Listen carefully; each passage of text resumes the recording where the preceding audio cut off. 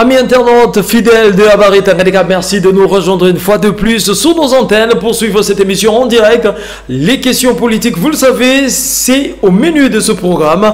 Et aujourd'hui, la campagne électorale, certes, elle n'a pas encore débuté en province, ici au Tanganyika. Les candidats défilent déjà sur nos antennes. Et aujourd'hui, nous avons l'un des candidats qui fait le buzz en ce jour. Il s'agit de Kaozi Lengwe Élysée, qui est en direct avec nous à partir de la ville-province de Kinshasa.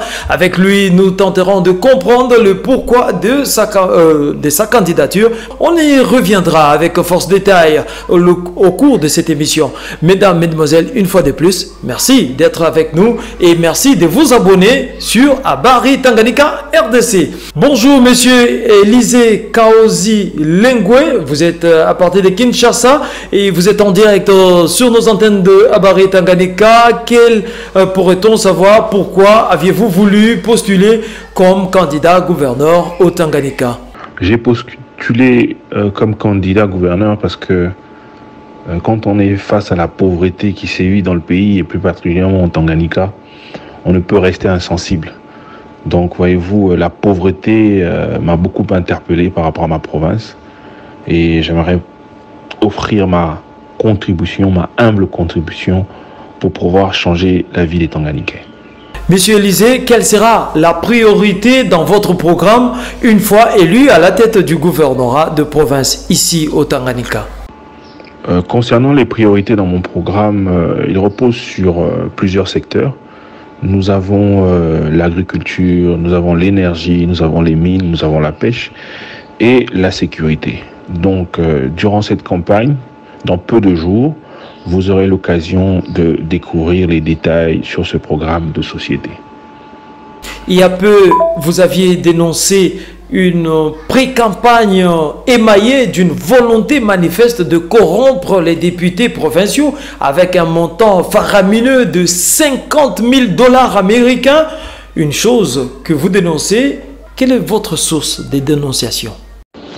Effectivement, j'ai eu à dénoncer cela et je continue à dénoncer ce trafic d'influence et cette tentative de corruption. Concernant mes sources, malheureusement, je dois les protéger, donc je ne vous donnerai pas des informations plus de détails à ce sujet. Autre question à l'instant, une déclaration des jeunes du parti Avenir du Congo, ACO en sigle, fustigeant votre dénonciation, pensant que vous vous en êtes pris indirectement à leur leader, qui est l'un des ambassadeurs itinérants du chef de l'État, je le rappelle, et pour ne pas citer son nom, Dani Banza Maloba. Puis s'en est suivi la réaction de ceux qui soutiennent votre candidature. Devant ces différentes prises de position, quelle est votre réaction? Concernant les jeunes d'ACO, malheureusement, je trouve que pour moi, personnellement, je pense qu'ils ont été instrumentalisés. C'est bien dommage, mais vous savez, il n'y a que la vérité qui blesse. Et Élysée Kaozi sera toujours là pour être franc et donner des propos justes, donc dire la vérité.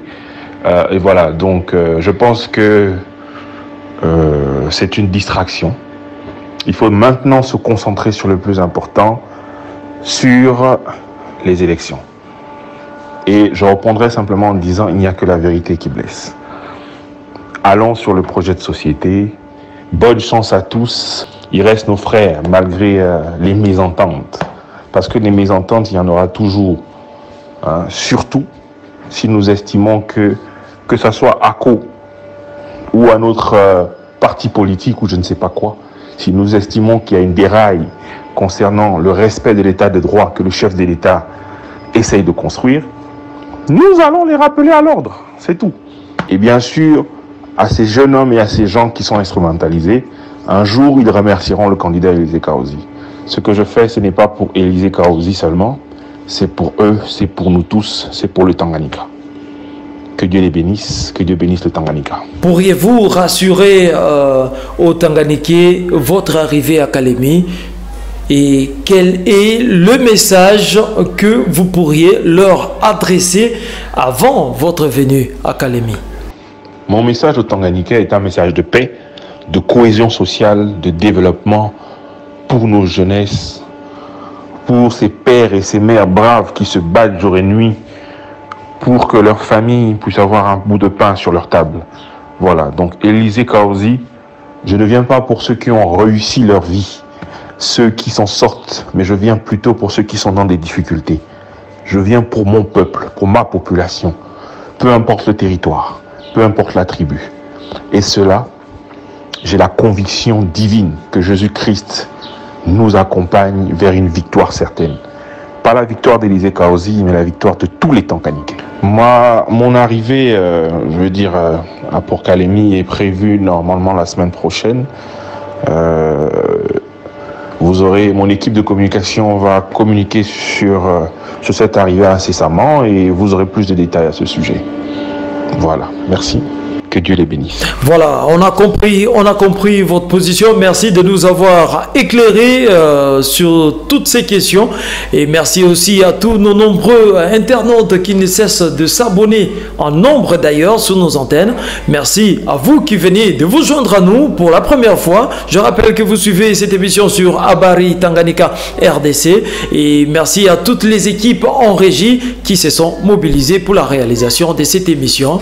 Merci à la coordination de Alain Mangobo. Je cite tous ces héros dans l'ombre. Il y a Christine Kissimba, il y a Mika Michel qui a été de Nantes et également Mademoiselle Marie. Merci à tout le monde de nous avoir accompagnés et à la prochaine pour un autre numéro de cette émission des débats politiques. À plus.